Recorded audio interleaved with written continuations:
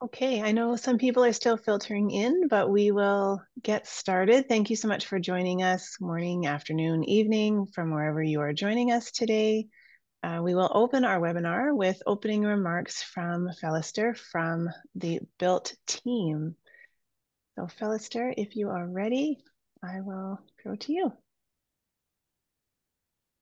Thank you so much, Maureen. Good morning, good afternoon, good evening, everyone. My name is Felista Munyi. I am the Program Assistant for Bridging Innovation and Learning in TVET BILT project. I take this opportunity to welcome you all to the third episode of our webinar series on clean energy.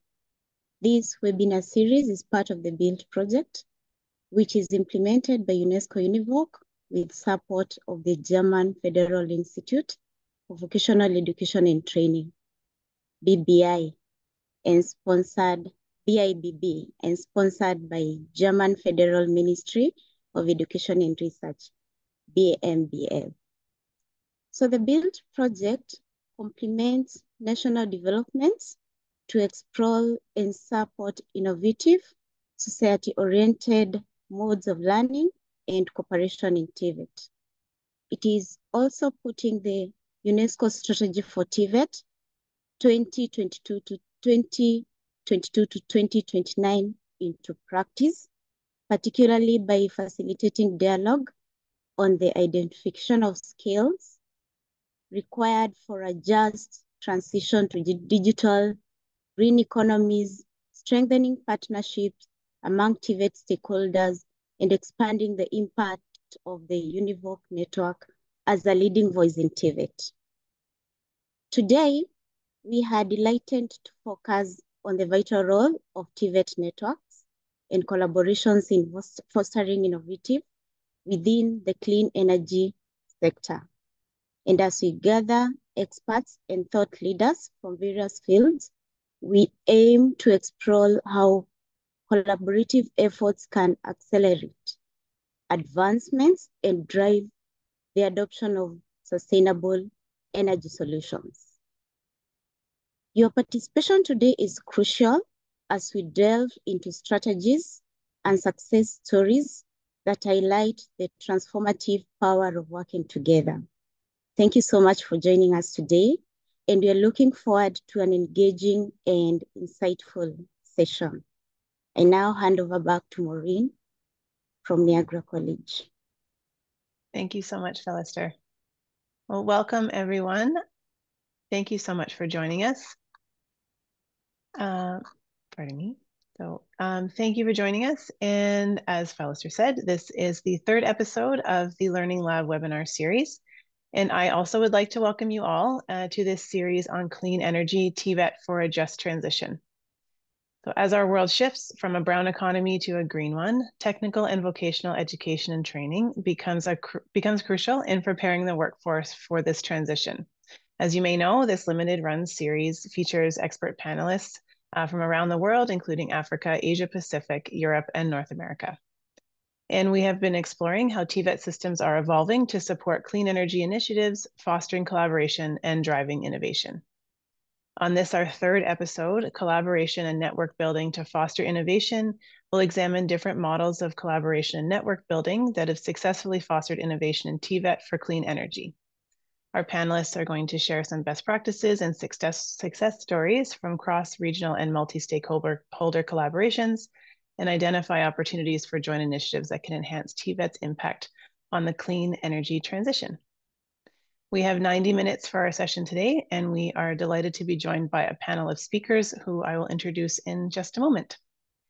So a few housekeeping notes before we begin. You'll see there is a Q&A button available to you at the bottom of your Zoom screen. This is where you can ask questions for the panelists. So questions in the chat will direct you to go into the Q&A, please.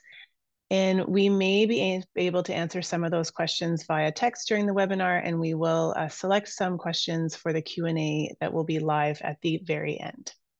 So if you do have questions, please type them into the Q&A box. The chat box, of course, is available. I'm seeing some wonderful messages pop up, people greeting us from all over the world. So that's available. And you may also see some links in there from my colleagues who will pop those in as necessary. So thank you to them behind the scenes for doing that. And also to note, this session will be recorded and all the presentations from the presenters will be available on the BILT website after the session is completed. And as well, you can see recordings from the previous webinars as well. Okay, so we have 4 speakers today who I will introduce to you.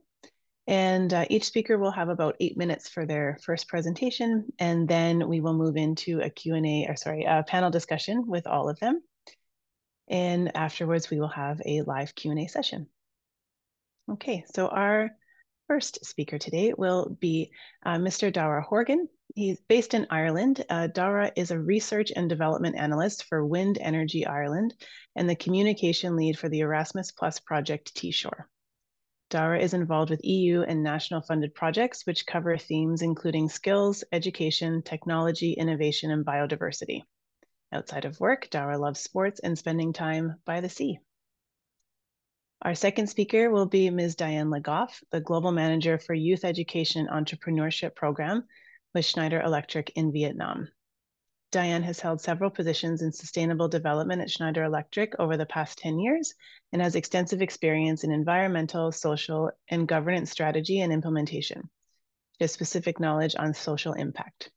She also has over a decade's worth of experience working closely with TVET institutions to spread skills related to the energy transition. Next, we'll hear from Mr. Yuri da Silva, based in Guinea-Bissau. And since 2020, Yuri has been a key member of ADPP-GB's Communication and Visibility Office, where he's responsible for documenting and promoting all ADPP programs. He plays a crucial role in highlighting ADPP-GB's TVET initiatives, which are central to the organization's mission. ADPP-GB is a local Guinea-Bissau NGO and is dedicated to supporting economic, social, and cultural development projects to improve communities' well-being through active participation. And then we will have Ms. Hannah Lochte. She is the project manager and a deputy project lead of the Young Energy Europe of the German Chamber of Commerce and Industry. She has experience in public affairs and holds a master's degree in international relations with a focus on global political economy. Together with her teammates in Berlin, she coordinates the implementation of the Young Energy Europe project across 10 European countries, offering on-the-job training on energy efficiency for young professionals. Okay. And now to kick things off, Dara, we will give it to you. I look forward to hearing from you.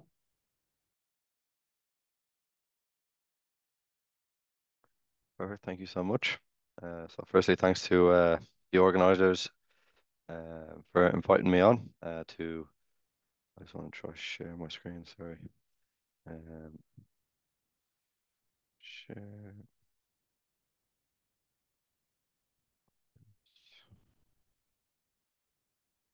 This worked perfectly a moment ago. Okay, there we go. Yeah, thank you. So I'm from T-Shore, which is an Erasmus program. There we go. So I'm from T-Shore, which is an Erasmus Plus Center of Vocational Excellence call. We are 2 years through the program. So we are 13 partners. We're from 5 countries across Europe, and we're one team. We've come together with a shared mission to establish and expand the T-Shore Centers of Vocational Excellence for offshore wind industry and to harmonize education for technicians in the offshore industry. Our overall aims, we want to establish a network of centers of excellence to harmonize the education training and to create a training library of resources and expertise to increase collaboration and to share that knowledge across this network that we want to establish and grow. So far in the program, we have established 4 out of 6 COVIs, as each region faces different hurdles and challenges. We are all at different paces, but this also allows for learning and sharing of how to face these challenges and how to overcome the challenges from the different industries. Because as you might know or you might not know, the offshore wind industry, it's in early stages. In Ireland, where I am, it's very early stages. Our first developments have got their first consent, while if we look to the Netherlands, they already have an offshore industry. So we take those expertise that the Netherlands have, that the obstacles they've already broke through, they can share through our network into Ireland through the project, and we can learn from each other and then progress the industry further along in the different regions. Overall, we have a number of aims and objectives for the program, all focused within this network of COVIs, all about sharing expertise and knowledge. We want to harmonize an entry-level training program for offshore wind technicians. At the moment, we've created the training module, and we have 4 out of the 10 modules and learning scenarios tested and developed within our project, which I'll come to later. We want to share all the resources within the training library. We have developed a train-the-trainer program, which I'll touch on later, as this is a key part of our program and a key part of the collaboration across the project and the wider European network. And of course, industry collaboration. This is one of our main focuses. How do we connect education and industry to make this the communication channels shorter and more productive, so the industry's needs can be met by the education and academic creation quicker, to make the industry more agile and able to respond to the needs of the industry quicker. So, Centers of Vocational Excellence. What is it? It is an Erasmus Plus action. There was a call that started in 2022, which T-Shore was part of the successful projects. There was one call, their second call was last year. Another lot of projects were granted funding, and the COVIs are developed across all industries, mainly obviously focusing on the green transition and the sustainability future that we are facing. But the centers, we operate at 2 levels: the regional, within the regions, and obviously at that international level. Within our own, we obviously are focusing at the European level, but naturally we do extend like webinars like this and just expanding our network and collaboration wider than the European. And our aim is to grow in Europe, create Europe as a front leader, as a leader within the offshore industry. But obviously the COVIs are a bit more than that. I have a quick video that really kind of explains the essence of what the COVI initiative is about. Hi, my name is Jorik van Bree. I'm a project manager with Catapult. Catapult is an open source learning community based in the Netherlands, here in The Hague. We are bringing together vocational education, businesses and governments, and help them build partnerships. We call these partnerships Centers of Vocational Excellence, or COVIs in short.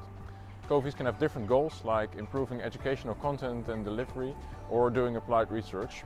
But the key element in their approach is collaboration between different kinds of stakeholders.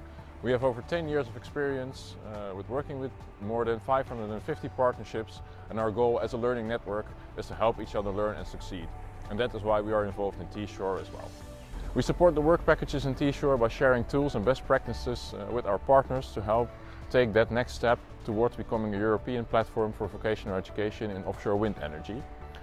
I am involved in Work Package 5, Network Governance and Sustainability, where I focus mostly on the development of the regional COVIs, the Centers of Vocational Excellence, on the regional level, where education and industry in offshore wind work together. And I'm also the Work Package leader for Work Package 6, Impact and Evaluation. And in Work Package 6, the partners monitor the fulfillment of the aim and objectives and evaluate the impact on the participating stakeholders, as well as the target audience. Furthermore, the regional Centers of Vocational Excellence will be supported through peer reviews, focused on learning effects and determining the next step in the development of the regional COVIs. My goal for T-Shore is that the different Centers of Vocational Excellence become that regional lighthouse, a sustainable vocational center for offshore wind in their own region, where education providers and industry combine expertise and work together to make sure we have the right people with the right skills in the sector. I think the way we are doing that in T-Shore can be an inspiration for others as well. The results and best practices from T-Shore will add to the knowledge base of the learning network. As Catapult, we organize a community of practice for the various COVIs. In this community, partners from different projects share experiences, inspire each other, and jointly try to find solutions for common issues they encounter while implementing the Centers of Vocational Excellence. So I hope that was a nice summary by my partner Jörg, who has been working on the COVI initiatives for quite some time. So to highlight somehow we have been collaborating across the networks and the importance of collaboration, within T-Shore, we are focusing on really engaging the industry side so they can input into our work.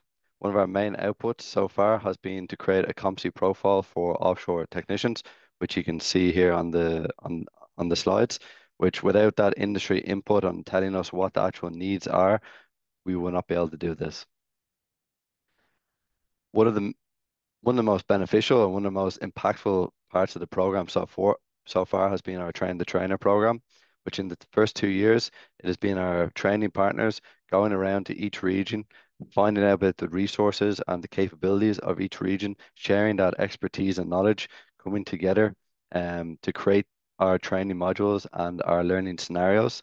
In the last year, in 2024, we have been doing the Train the Trainer program where each region who has developed a learning module has brought in experts. You can see here in the Train the Trainer Denmark, this is a site visit to the Siemens. This is where we were able to impact the industry directly, have them evaluate and test our learning scenarios and our modules, and pretty much give us the thumbs up that what we are developing will have that impact. So that kind of collaboration, having that input directly from industry into the education, into the training providers, has just been so highly impactful and so important for the project and the wider offshore industry. And just as I know I'm coming up to the 8 minutes, I just want to reiterate the aim and purpose of the Centers of Vocational Excellence initiative, but also the T-Shore one. We want to promote excellence in vocational training by developing the new technologies in offshore wind. FEOR and AOR is going to be highly important. We want to foster that partnership between the education industries in the different regions, but also that wider European network. And then obviously support the regional development and encourage that international collaboration. So there are more slides that will be shared. And if there's any questions, I'll be more than happy to take them at the Q&A. So thank you for your attention. And I'll stop sharing here now. Thank you so much. Wonderful. Thank you so much, Dara. That's very impactful. And I think the competency profile that you created with the industry input is crucial to developing those competencies to make the students industry ready. And I think that's something that's applicable across the world for people to engage those industry experts and to really have those skills and competencies that they'll be using directly in the workforce. Thank you so much for sharing about the T-Shore program and the COVIs. Thank you. Okay, thank you. And next we have Diane Legoff to speak with us, please. Hello, everyone, and thank you, Maureen, for introducing me, and thank you for having Schneider Electric here today. So, as you said, I'm Diane Legoff. I am the Global Director for a program that we call Youth Education and Entrepreneurship that I'm going to share about today. So, you should be able, yes, to see my screen. So just to give you a reminder a little bit about Schneider Electric, it's an international group that is in more than 130 countries. We are the global specialist in energy management, and sustainability has always been at the core of our company. We call ourselves impact company, actually. And if you look at the ESG strategy for the S part, the social impact part, we have a focus on education and in particular TVET sector. So to give you some background on why Schneider Electric is investing globally on technical and vocational education, actually the group started in 1929 its own school in France that was focusing on technician level, because at that time the group realized that unfortunately the sector was underinvested in the Ministry of Education. It wasn't the priority, while actually technical and vocational education is essential for the energy sector development, for the industry development, but also offer a lot of job opportunities. And at that time, there was a mismatch between what was provided by the educational sector and what was required by the industries. So this is why the group started to invest, and we decided in 2009 that the Schneider Electric Foundation ambition will also focus on education, because we realized that globally speaking, technical and vocational education was still underinvested, and we have the responsibility as an industrial group to support its development, and we also have the expertise. And this is how was born what we call the Youth Education and Entrepreneurship program, that really has a focus on supporting energy training.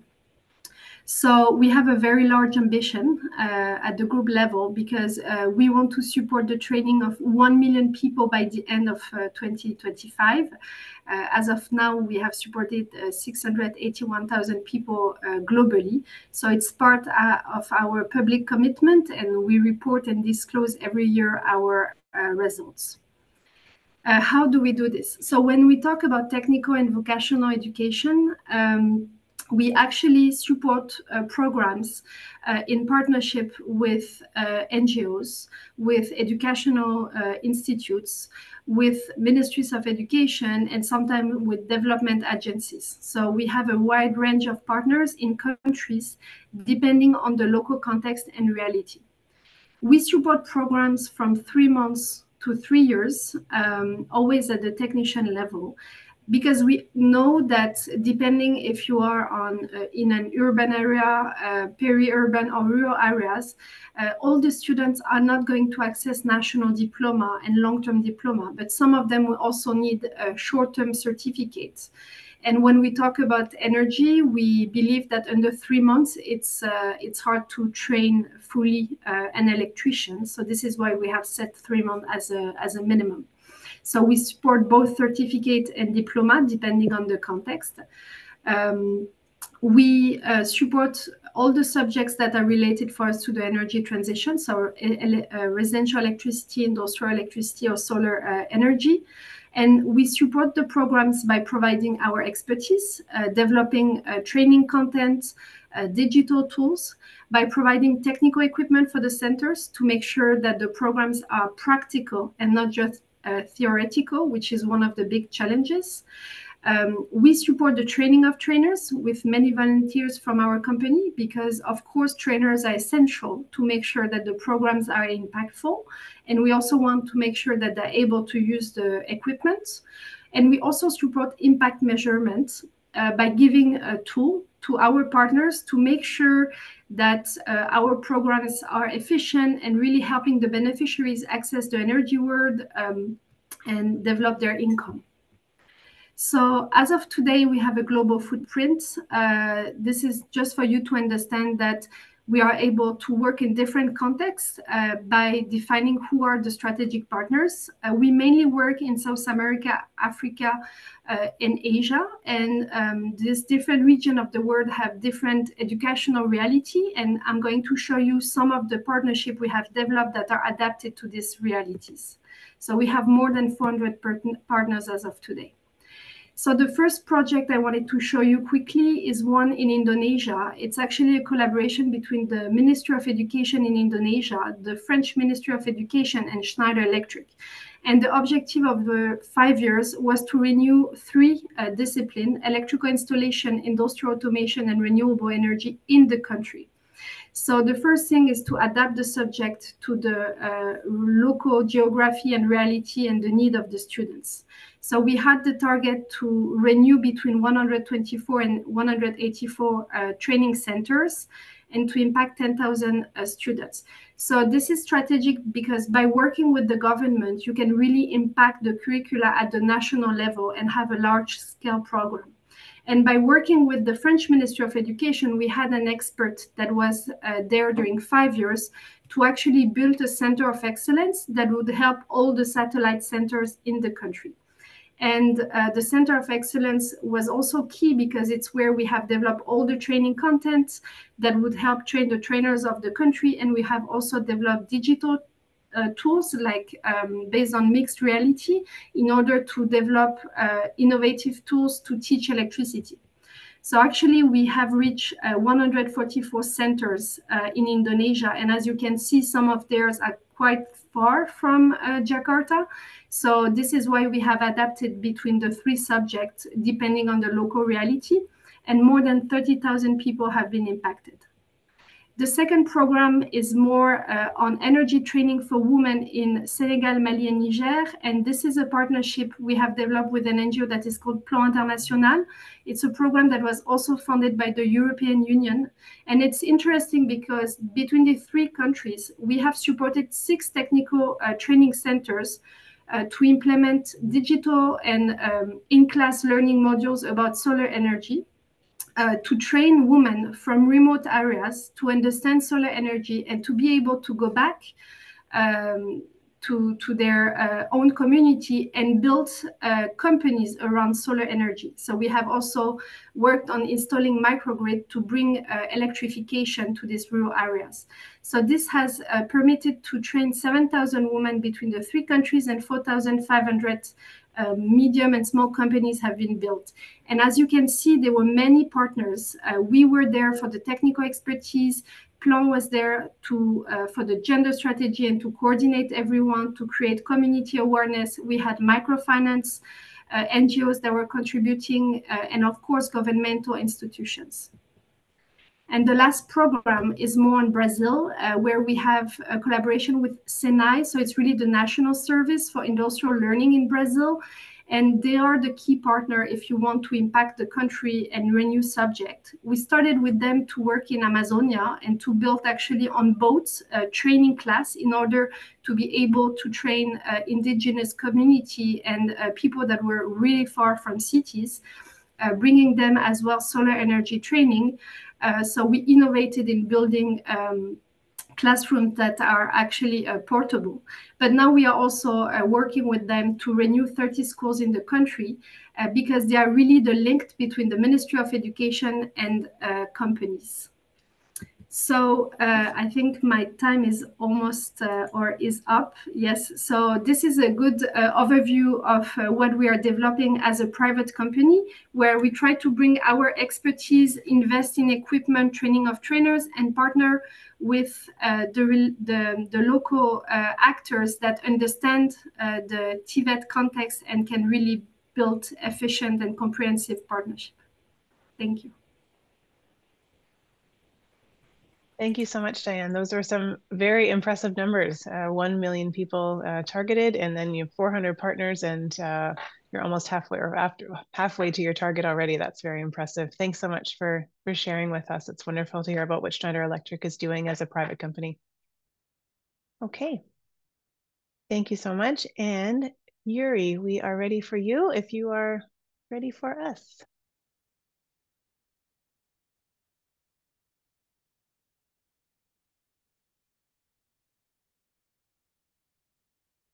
Oh, you're still muted, Yuri. If you wanted to unmute, please.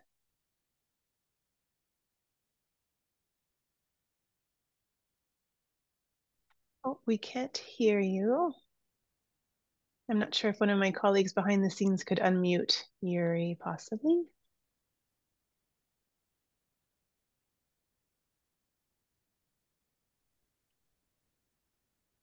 Okay, I'm ready.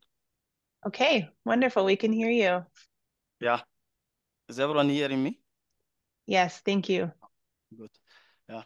Thank you for the opportunity. I trust you are all well. I am Yuri João da Silva, working in the ADPP Guinea-Bissau Communication and Visibility Office. So I will take you through Humana People to People in ADPP Vocational School on what we are doing. Thank you so much to UNESCO and the UNEVOC and the Niagara College for giving us the opportunity to present what we are doing in Guinea-Bissau. So taking you through ADPP. ADPP Guinea-Bissau is a national NGO established in 1981 and is a member of Humana People to People, which spans 45 countries. The Humana network includes 16 TVET colleges across 8 African countries, where we can say Sub-Saharan and West Africa, whereby we are currently sitting with more than 30,000 graduates up to date. The vocational school in Bisora was established by ADPP in 1997 with the objective of meeting the technical needs that were identified in the rural development programs. The school quickly began training young Guineans, particularly those with less access to the education and employment opportunities, offering initial programs in various fields. The school was recognized by the government and the National Institute of Technical and Vocational Training. The school at the current moment has graduated more than 2,000 students, and whereby we have 20% of those graduates are women. The school is adopting a boarding system which optimizes the training time and the exclusivity, enabling students from across Guinea-Bissau. Despite the challenging national context marked by political and institutional instability, the vocational school in Bisorang has stand out as an institution. The latest impact study in 2019 reveals that more than half of the graduates are employed, whereby we are currently seated with 37% in the private sectors, 28% in the informal sectors, 12 by NGOs, and 16 by the local government. To ensure a high level of enrollment and great commitment, we have developed programs specifically designed to address the bridge gaps in students' foundation knowledge. Next slide. Guinea-Bissau is a small Western African country with 2.2 million people, and it has a land of 36,000 square meters, which has faced the political and institutional issues since its independence in 1974, which really impacted negatively in its economic growth. In Guinea-Bissau, over 60% of the population lives in poverty, and only 35% have access to the electricity, which in where our school is currently situated in Oyu region is living with 2% of people in the region with access of electricity. Next slide, please. So I will take you through what we are doing about solar energy. ADPP recognized the critical issues of climate change and its impact on energy, which affects our daily lives.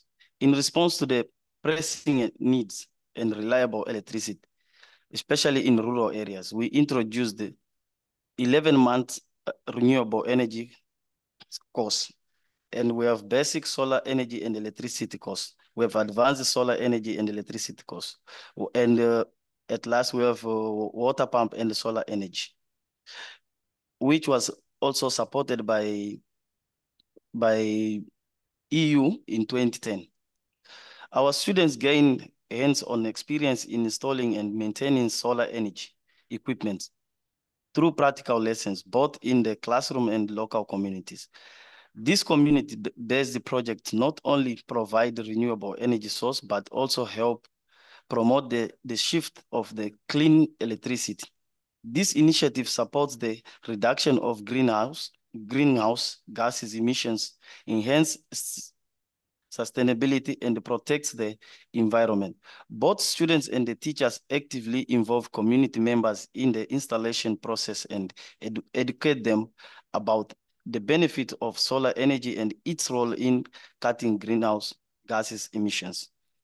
The partnership within Schneider Electrics has made it possible to upgrade the curriculum of the training in electricity and the solar energy course.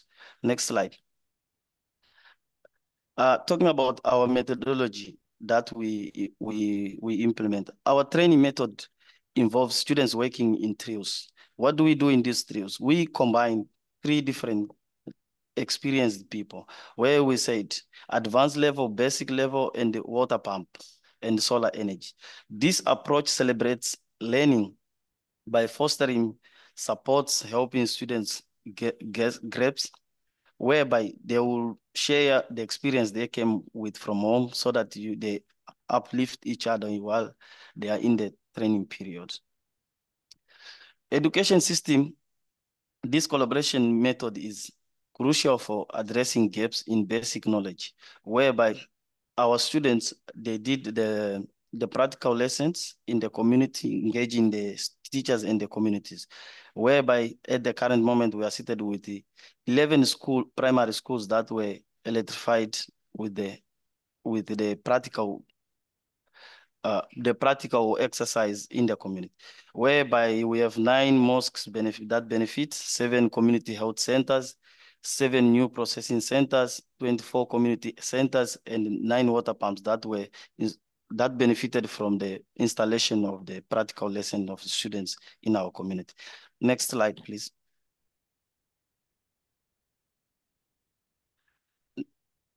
In addition, we focus on clean cooking stoves courses.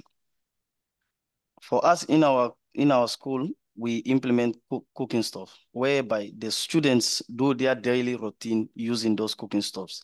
Why do we do this? Is to protect our environment, because when we use the cooking stove, we use less firewood in our cooking. So, which means, because we in Guinea-Bissau, firewood is the main resource of cooking in the rural areas and even in some areas of the town. So this will significantly help us to protect our environment instead of damaging it through this deforestation and reduced tree covers.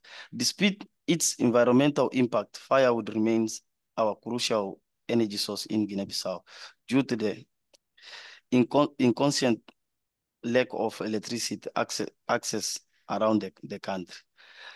In response, ADPP integrates clean energy solution into our TVET programs to address these challenges. We promote the use of cleaning cooking stoves in our school and around our communities. Next slide. Okay, thank you so much.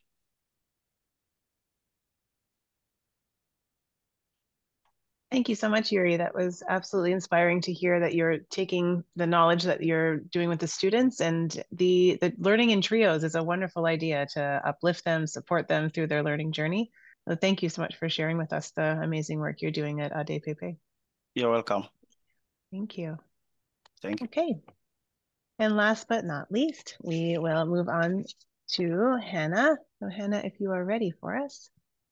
Yes, we would love to hear from you. I will just quickly share my screen.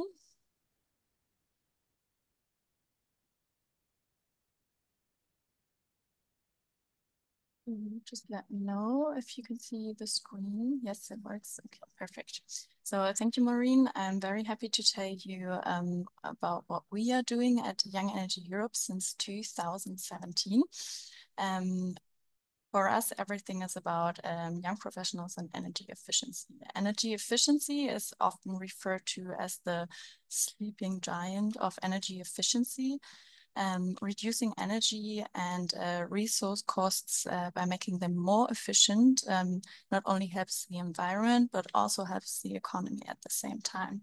So in our project, we train young and highly motivated professionals to take responsibility and develop their proper energy efficiency projects in their company. And these young professionals we call energy scouts. So how does it work? In order to become an energy scout, these young employees register and participate by realizing a crash course on energy efficiency and resource saving. And the big advantage in our course is that there is no specialized knowledge needed, and everyone can participate from every industry. Plus, the future energy scouts to be learn how to use measuring instruments.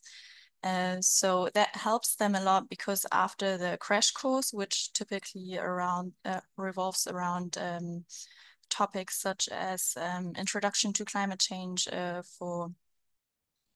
and relevance for the economy, basic calculations on CO2 savings, and of course, energy resource efficiency and other topics. So after gaining this knowledge and ways how to measure savings, they go back to their companies, look for energy saving potentials, and develop their own practical project. They have around 1 to 2 months to do so, and then they go back to their group, their training group, pitch their project idea in front of a jury and press and interested companies, and the best project gets awarded. So our USP is this combination of theoretical knowledge and practice, enabling young professionals to become in-house experts in detecting these energy efficiency potentials and leveraging them in their own workplaces. And we can do all this thanks to the funding of the Federal Ministry for Economic Affairs and Climate Action, the German one, and its financing instrument, the European Climate Initiative, EUCI it's called. We in Berlin, we coordinate the project, but the project is being implemented by our fantastic partners of the Chambers of Industry and Commerce and Industry abroad, namely in Poland, Slovakia, Croatia, and Serbia, which have been part of the project since 2021. And now new to the family since 2024, we have the Chambers of Commerce and Industry in the Baltic states, in Bosnia, Herzegovina, Montenegro, and North Macedonia on board as well. So we're currently in our 3rd project phase, and I'm happy to get things started with these new project countries as well. I really wanted to show you what an Energy Scout project can look like to get a better understanding on what we are talking about when speaking of Energy Scout practical projects. So this is an example from Slovakia that I brought you. Our Slovakian Energy Scout team, Jana and Martin, they took a closer look at the lighting in their company. We work for the supermarket chain Lidl, and as it is common for supermarkets, they use really bright lighting to present the products better. And this lighting usually is controlled by automatic default settings. So what these two did was to optimize these settings. So in the first optimization was to look at the times for the default setting of light before the store opens and right before it closes. So they reduced the time interval to switch on the entire lighting of the store from 15 to 5 minutes before the store opens, and before it closes from 30 to 10 minutes. And the second optimization was that there was a so-called, or we call it a convenient button, which was there to prolong the full lighting in the store for another 60 minutes before the store closes, for the employees to prepare the sales area for the next day. And the analysis of these two smart individuals showed that this was rather done out of habit than of necessity. So they simply just removed this shortcut for 60 minutes of full lighting and saved a lot of electricity through these two optimizations. And as it's probably well known, it was in Europe, the energy prices were rather high. So apart from their initial practical project about this optimization measures, they became even braver and more motivated to investigate further. And they started a test period and reduced the light intensity as well. So as you can see on this picture, every third light is switched off. This way, they reduce the light intensity in the sales area. And also, it was during winter, so they switched off the cooling for chilled drinks display cabinets in winters, as in Slovakia, it's rather cold, so there was no need to cool the drinks further. So with these simple but very smart measures, they gained to reveal an energy saving potential, which was huge because they rolled out these measures in all 164 stores in Slovakian Lidl shops.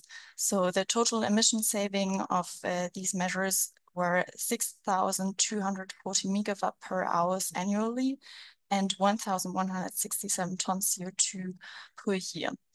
And apart from these impressive numbers, it led to an enormous cost reduction for the company as well, per year as well, which was 1.18 million high. So this is just one, admittedly, very successful example, but we have a couple of more good examples of young people with smart ideas really leveraging the potential in their companies. Since 2017, there have been over 1,000 trained energy scouts who revealed these enormous potentials in their companies, and there are 504 practical projects. And this way they showed in sum how to save 165,000 megawatt hours electricity per year, which corresponds to the average annual electricity consumption of typical German households by a number of 58,500. So that's a lot. And yeah, this shows that energy scouts know that how to detect these sleeping giants and how to find them in their companies. There just has to be someone to wake them up, to stay in the metaphor. So this is how it's done in the Energy Scout case. And that being said, our Energy Scouts, as I said in the beginning, are active in 10 European countries currently. And they do inspire each other through online international Energy Scout exchange meetings, or every couple of years we gather the best Energy Scout teams here in Berlin to present and discuss their project ideas further. Yes, and we try to shine light on these innovative projects on our website and our LinkedIn, so feel free to follow us there and catch the latest news, best projects. And if you have any question on the project, I'm happy to answer them in the questions and answers box, or if you contact me directly. Thank you. Thank you so much, Hannah. That was really interesting. I love that term Energy Scout and the work that they're doing, and the small changes of turning the lights on or off, even for that seemingly small amount of time, makes such a big impact. So thank you so much for sharing about the program. You're welcome. Okay, so we will move to our panel discussion. So we will have all of our panelists speaking at not all at the same time, but they will be responding to questions. And so thank you for putting the questions in the chat box, or sorry, in the Q&A box as well. Please do continue to do that, and we will address those either in text or at the end via the live Q&A. So panelists, for you, the first question that we will be talking about is around partnerships. And I'll start sort of back at the beginning. So Dara, you will start, and then I'll call on each of you individually. And so the first question we have is, how can partnerships be built across different sectors to support TVET and innovation in the clean energy transition? So you've all touched on this a little bit, but if you would like to expand, please, Dara, you can go ahead. Yeah, that's no problem.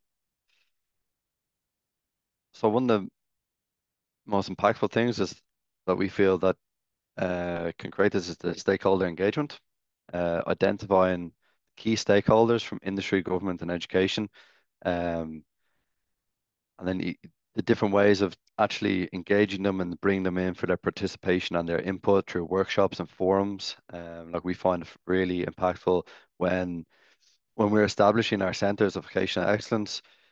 Trying to get the buy-in from industry is hugely important, as you saw from our competency profile. Without the actual knowledge and input from the industry, that might not be correct if it's just academic by themselves. So creating those channels of communication, the channels of collaboration as well, is really important. Making it easy for collaborative through platforms, through workshops, joint projects, that input, so there's communication going back and forth and you can actually work through the programs, like our train the trainer program, actually being, I know since the all dreaded C word, everything is now online. This kind of still creates a bit of a barrier to have open, honest dialogue, that we found that when we actually went across the regions and brought the industries through stakeholder engagement, through events, and we're able to face-to-face discuss it, to openly collaborate on working through problems and exploring different questions. This creates that partnership that just creates better results, really. Thank you. Yes, the dreaded C word did of COVID, of course, did throw a wrench in some plans, of course, but we're sort of getting back on track. But I think there are, of course, lessons learned, like you're saying, and being face-to-face and connecting with industry partners is certainly a bonus. I'll repeat the question again, just for those, I know it's a long one, so apologies, but how can partnerships be built across different sectors to support TVET and innovation in the clean energy transition? And Diane, if you wouldn't mind sharing your thoughts. Yes, of course. I think first, from our experience, it depends a lot on the geography and the context. Partnership are crucial if you want to support TVET development, because, for example, when I showed a program in Brazil, another one that is in West Africa, two different contexts in terms of TVET, and so you need to involve different actors. So in general, obviously, you have the industry that has the technical expertise, the knowledge also on the job opportunities, the networking part for the people that are trained. But then you have the local institutes, the training centers, and this, depending on the country, it can be very well structured or not. Sometimes countries are highly investing, sometimes not yet. So the NGOs and civil society play a crucial role.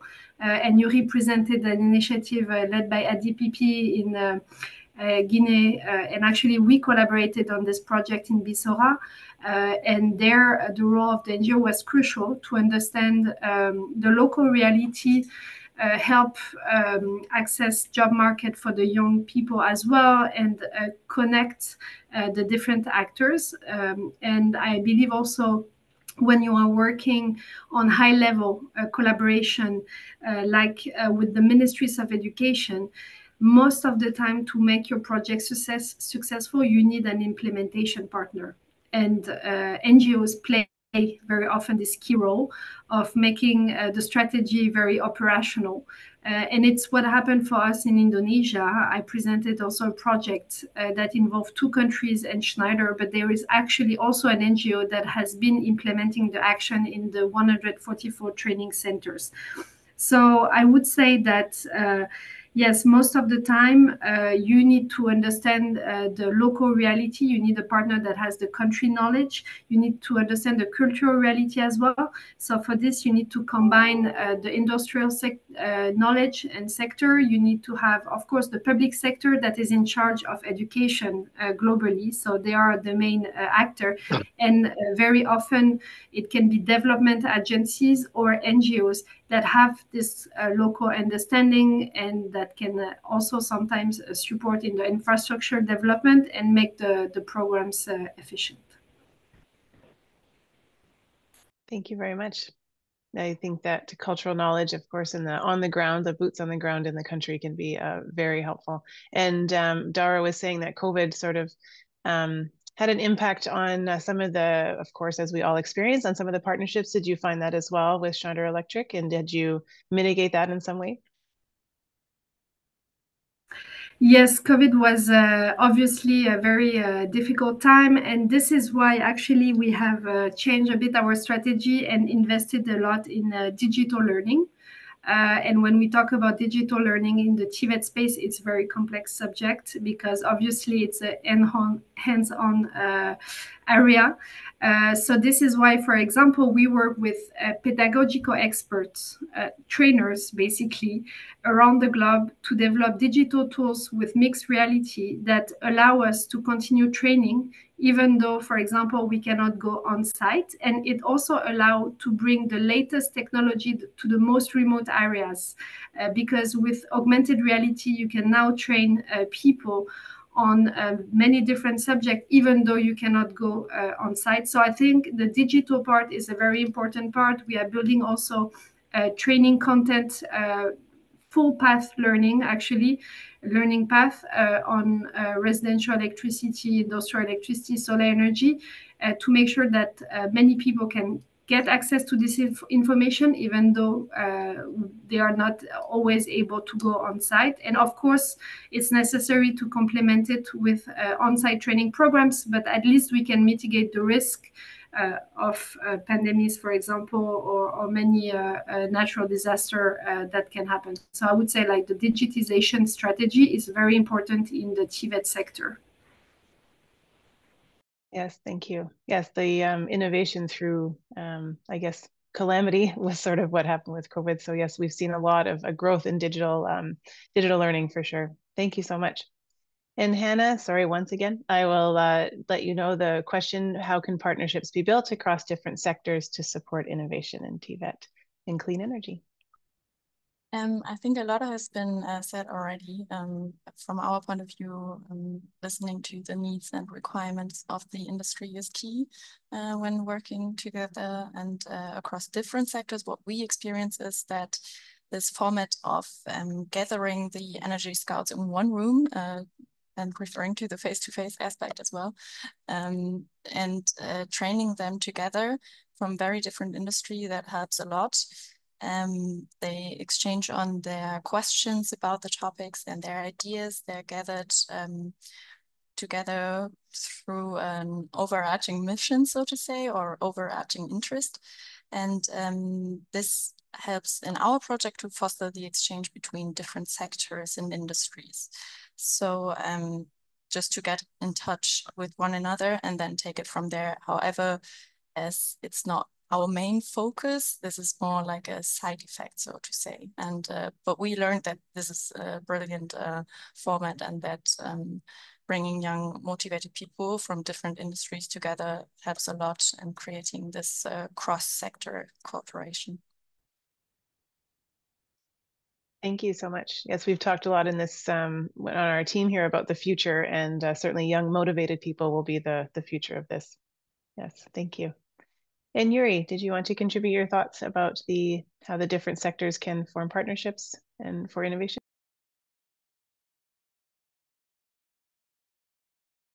Yes. I think to support the technical and vocational education and training TVETs in the innovation of the clean energy transition across the partnership play a vital role, where we need to look at the steps of the fostering collaboration. For example, when we have to involve the multi-sector engagement. We need to share the goals by aligning the stakeholders around the common objective of the planning. And we also need to skills the mapping to identify the skill needed for the green economy, or for example, for the green for the clean energy. Also in industries partnership to engage them in research. For example, we use their potential for making our research to understand which way we should improve, where we are lacking, so that we can target our goal. Yeah, thank you. Thank you. And for the skills mapping, Yuri, did you work with industry partners to create the skills map? And is it something that you use for curriculum as well? Okay, for the skill mapping, let's say we need to identify, as I said first in my presentation, that ADPP is implementing those energy courses because they really identified the real need of it in the community.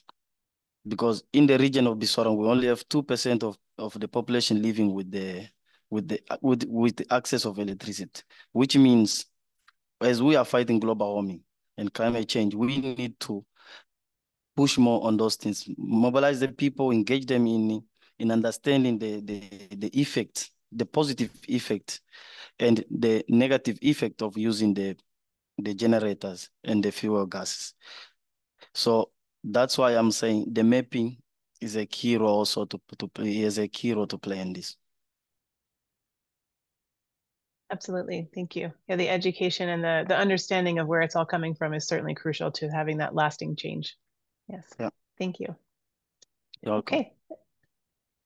And our second question, we will go back to you, Dara. And our second question for the panelists, what are key elements of successful collaboration? You've all sort of touched on this in a way, but if you had a few key elements that you could impart to our audience about what that would be for a successful collaboration model between TVET institutions and industry partners. And you'll all have a few different perspectives on this, I'm sure. So any key aspects that you'd like to share with us? Yeah, so thank you. So for our project, for our sector, the industry input is vitally important, as I kind of touched on before. But how to kind of engage them and keep them engaged and have that positive impact, we kind of looked at a few different elements. I think the first thing is to identify shared goals, to each express common objectives that align with the skills needed by the industry, so what they need, but then also the education outcomes, what's possible to develop in the education ecosystem. And then with T-Shore, that had such a big impact on our development of the competency profile, which led to our program development. So that co-development of the program, of the modules, of the learning scenarios, so you know it's applicable to industry when our trainees, our students come through the program. We know that the skills that they have are applicable and will be impactful straight away on their working environment. Obviously, as we are focused on offshore technician, that practicality training is vitally important. That hands-on training through internships or apprentice. One big win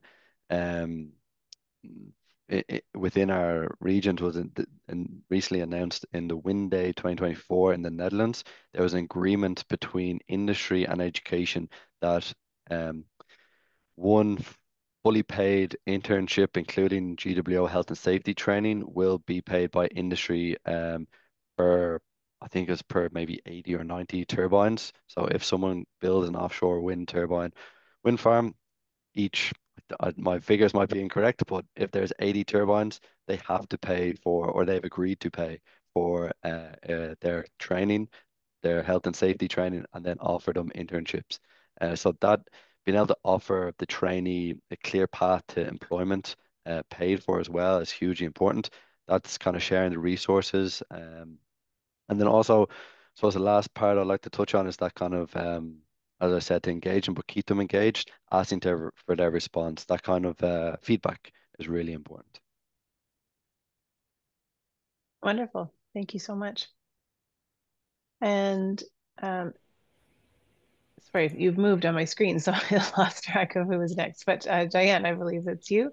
And so a few key elements of successful collaboration models between TVET institutions and industry partners. Yes, so I think, of course, we're all going to repeat a little bit the same. So just to give some perspective, the first thing that maybe wasn't mentioned, for us at least, it's the case, it's time. These programs are long-term programs. So usually when we develop partnership in the TVET sector, you have to look at few years to make sure that the curriculum development is really impactful, to see the results on the students, to see how you need to adjust, to keep doing training of trainers. So I would say the first thing is really, like, for at least industrial partners, to have the mindset of long term instead of short term. That is usually what is driven business. But if you look at the social impact, you need to change a bit this mindset. So I would say long term partnership. Of course, as it was said, like to clearly state what are the objectives.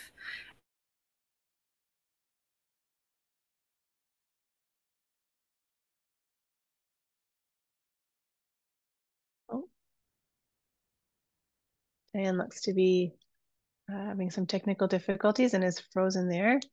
So Diane, I'm not sure if you can hear me or not, but oh, okay. So we'll move on and come back to Diane after. And Hannah, or sorry, yeah, Hannah, you've unmuted. So Hannah, would you like to share your thoughts as well? Yes, as mentioned, I think Diane is back. I don't know if you want to finish your point. Okay, then I will just jump in. Sorry. So I think one thing you mentioned, the long-term perspective and having that in mind, and in combination what we offer, for example, because we offer a short-term course. Our course is like very basic knowledge course, but apart from being in touch with the industry and really offering attractive solutions tailored to the needs and requirements of the companies, what has been said already, I think that's the most important part first, because of course the industry is more and more interested in sustainable solutions, but also deeply driven by cost benefit analysis. So any educative or educational offer has to kind of match this interest as well to be interesting. So our partners in the Chambers of Commerce abroad always adapt their curriculum every year, get in touch with the industry first, and kind of navigate what is really relevant for them, because our course is such a short period of time. So we really want to teach the most important and relevant things to combine this dual approach, which is, in our point of view, the second key element. So apart from the dialogue with the industry, the dual approach, so that theory meets practice right away and management sees results right away and has tangible results. So this, in combination with a long-term perspective, which is, I think, even more relevant for the renewables topic rather than energy efficiency, I think is a really good base to get to a successful collaboration model. Wonderful. Thank you so much. And Yuri, would you like to share a little bit about successful collaboration models?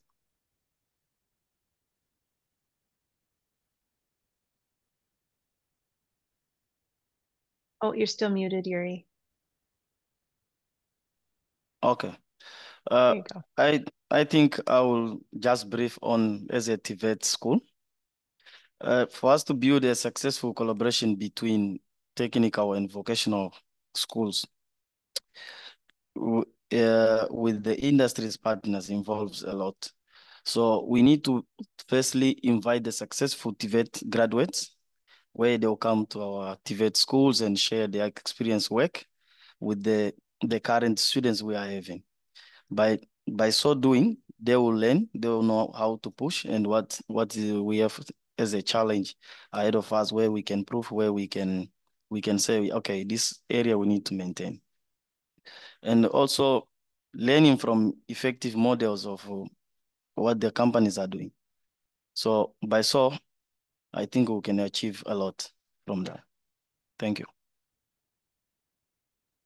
Wonderful. Thank you. And the last question is about industry partners, and we've kind of touched on that a little bit through all of your answers. And so I'd like to just sort of shift a little bit with that question.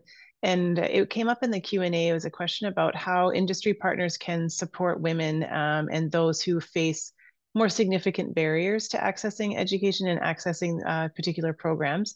So have any of you worked with industry to, and then Diane, I know you typed an answer to this, so thank you. But have any of you worked with industry to help support more marginalized groups access programming and access skills development?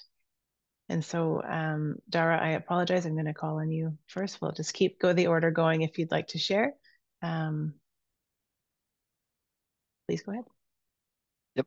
So within the T-Shore, we haven't necessarily targeted that problem, as we are still in kind of early stages and trying to kind of create what we have. But through collaboration with other EU projects, initiatives beyond the COVID calls, we do kind of help to identify how we can implement this. I think one of our main things, each year we have a Brussels event, which is targeted at the EU Parliament and EU members, and it's about that kind of policy change from the top down, we believe. Of course, from regional level is also important. Incentives do have an impact, while they're not the answer to everything. We feel that the work we do and impact through the policy kind of influence, that's kind of where we see in the future how we can have a better impact. And also just communication and kind of marketing to the youth is one thing that we're really focused on. How do we engage them from an early age? Like within Ireland, transition year, which is like the third last year, is where they really start engaging with their level education or FET providers. We have kind of identified as a key part for our regional coverage to target and market youth of females and the minorities to allow them to know that this is available to everyone. Wonderful, thank you. Yeah, those policy changes from the top down certainly do have a lasting impact. Yes, thank you. Hannah, do you have anything to share with that question? Yes, it's the same for our project regarding that. It's not our main target, so to say, and we try to enforce it by publishing a lot of female male mixed teams in on our social media accounts, and always encourage the groups and our partners to engage with the management department and really try to tell them everyone is invited to participate. However, our project is best implemented in industry sectors, or has the biggest achievements and results. And it's a very male-led industry, especially in the countries that we're active in as well, would be similar in Germany. So it hasn't been our main focus. However, we try to do it in a communicative way. Yeah, for us, it's also the demographic aspect, which kind of is difficult to tackle when it's called Young Energy Europe. So this is more what we are facing and trying to address the other aspect similarly as well. Thank you. Yes. And Yuri, you touched a little bit on this in your presentation about engaging women in the programs. And did you have anything you'd like to share specifically about different stakeholders and supporting marginalized groups such as women and others who face barriers? Yeah, I think we are so focused also in promoting gender where I highlighted that we have 20% of those graduates which are women. So we had some programs that were implemented with the support of Schneider, where we also engage the ladies. In the region of Kinara, there was a capacitation on ladies in entrepreneurship and also on how to use these renewable cooking stoves. And also it was also done in region of Oyo. Thank you. Yeah. And if we look at our status of our research, we currently sit with a lady that graduated from Bisorang Vocational School, working on the renewable energy company in Bisorang, which is supplying electricity to the region. That's good. That sounds promising, and it's wonderful that they're being engaged. Yeah. And Diane, you typed a lovely answer in the chat. Would you like to add anything to your response? Yes, and sorry for my bandwidth. We have a big storm here in Vietnam, so I'm sorry if I disconnect again. But yeah, just to complement, I think if you talk about girls and women, of course, we are underrepresented in the energy sector. And the first thing is to break the barrier and the stereotypes. And for that, our employees are the best to become mentors, to talk from an early age with group of girls and to encourage them to have an interest in the STEM. I think they are the best ambassador. And the second part, I think it's all about partnership, you know. If, for example, we want to target more girls and women, we need to develop partnership with a specialized organization that understand the local challenges, that are able to understand what are the barriers in community that prevent girls from joining the energy sector, but also understand what are the barriers in the energy sector that prevent girls and women to find jobs, because it's also a reality, you know. So we do not believe in quota. We think it's imposing something that is not going to be necessarily efficient to have more girls and women or create a safe environment. But we believe in developing a specialized partnership with NGOs that know what are the local realities and help build efficient programs. And it's the same if we look in general at, because you also talked about marginalized group. This is why I said, like, we work on programs from 3 months to 3 years. If you look at national diploma, they are not accessible for everyone. By having short-term programs, you can target people from more remote places that cannot necessarily stay in long-term program. It doesn't mean they are not going to do it in the long term, but at least at first they can start with the short-term program. And this is also the case. We have implemented training program in a refugees camp for prisoners, by having strategic partners that understand what is the reality. For example, for refugees, can they work in the country where they are, or can they not work and then they need to stay in the camp, and we need to find a way for them to have access to knowledge, because most of them stay around 17 years in a camp, so it means that they still need to have access to training.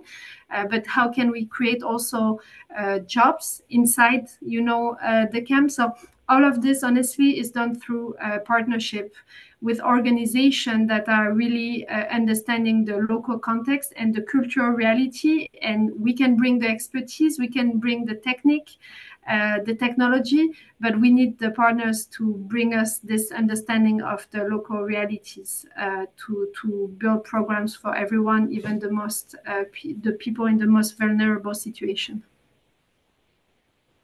Yes, thank you.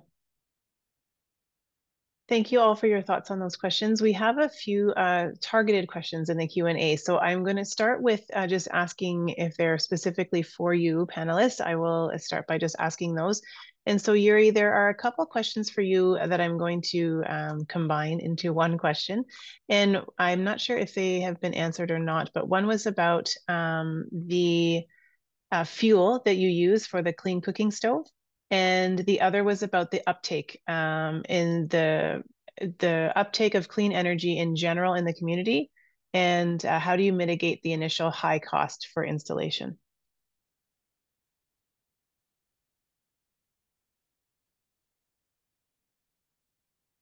I just need to unmute, please, Yuri.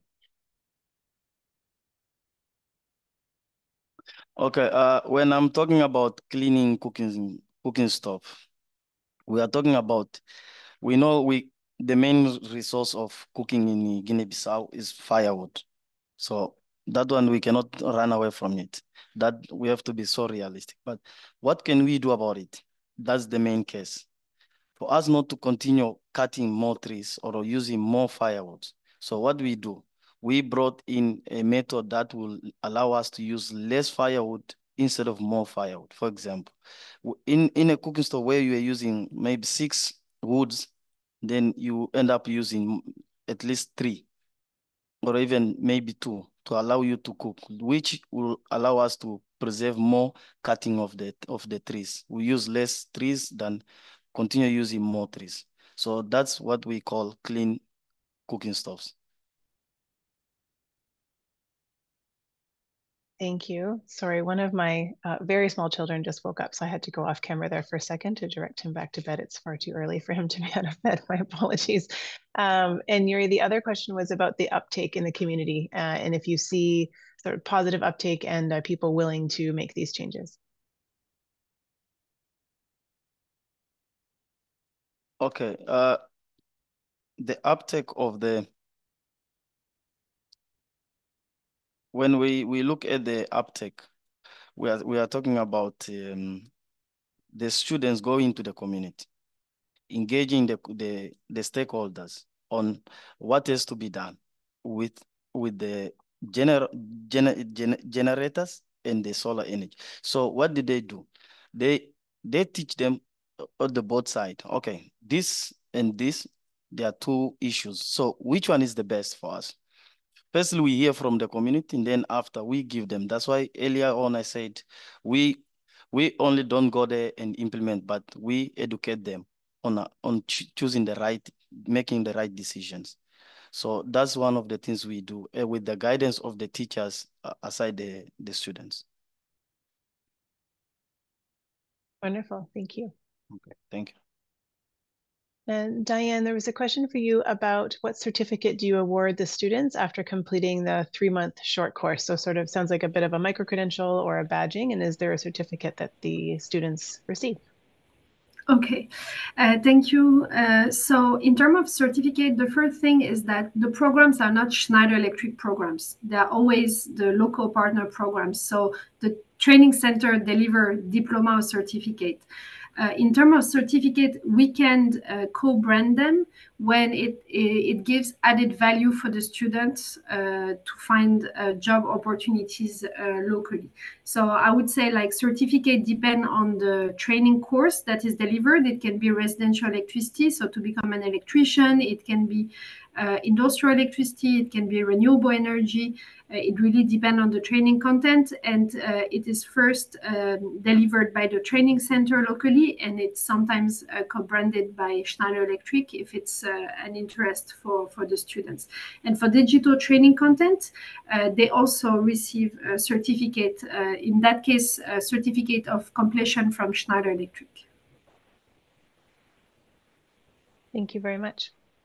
We had a couple questions about bamboo and bamboo-based energy. I don't know if any of you have experience with bamboo-based energy, but I just wanted to put it out there if anyone had experience or knowledge of or anything related to bamboo-based energy. And it's obviously okay if not. I just thought I would put the question out there for you all. Okay. Fortunately, sorry, no. Hannah. No, I just don't assume. Okay, thank you. All right.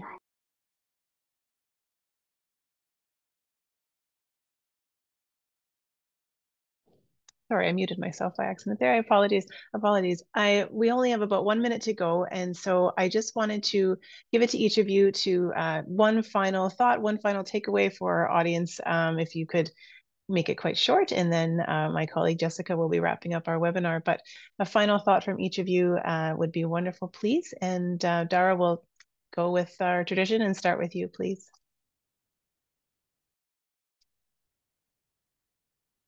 One of the main words, I suppose, to take away is collaboration, positive collaboration, opening short channels of communication that are connected through industry and education and don't close, that are continuous, with inputting from the industry to academia and then receiving that feedback. I think collaboration, positive collaboration, is kind of one of the big takeaways. Yes, certainly. Thank you. I think if we did a word cloud for our webinar, the word collaboration would come up quite a lot, but positive collaboration is certainly very important. Yes. Thank you, Dara. On my screen, Hannah, you're next, so I'll throw to you, please, with your final thought. I think coming from our project incorporating young people and their ideas on their field of work, they usually know how to work their tools and their what is working and what doesn't work in their environment, in their work environment. So give them the knowledge and the tools and the trust to come up with great ideas.